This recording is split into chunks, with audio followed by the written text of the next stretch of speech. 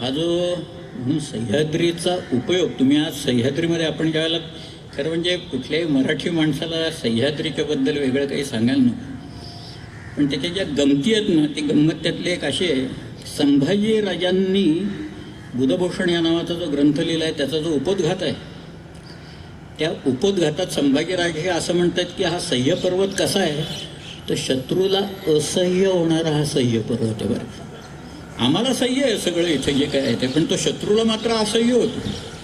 आणि खरंच तसं आहे. इथे जे कोण आले त्या लोकांची या सह्याद्रीनं वाट लावली पाहिजे. तुम्ही वाचला असेल, उदाहरण म्हणून मी सांगतो, एक महमूद गावान या नावाचा एक फार मोठा माणूस या बहमनी कारकिर्दीत होऊन गेला.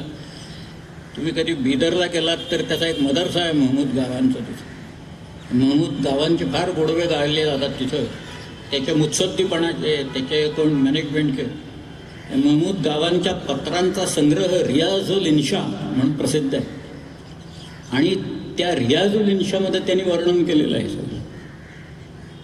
त्याच्यात तो म्हणतो सह्याद्रीचे ते सगळे डोंगरदऱ्या आहेत त्या भयंकरच आहेत असं म्हणतो तो. सगळं हे काही खरं नाही इथलं सह्याद्रीचं.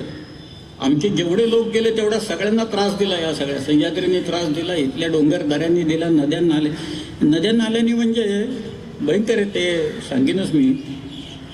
पण महमूद गावान सह्याद्रीच्या दऱ्याखोऱ्यांचं, इथल्या डोंगरदऱ्यांचं कौतुक करतो. त्याला त्रास झाला असेल पण शेवटी कौतुकच आहे ना आमचं.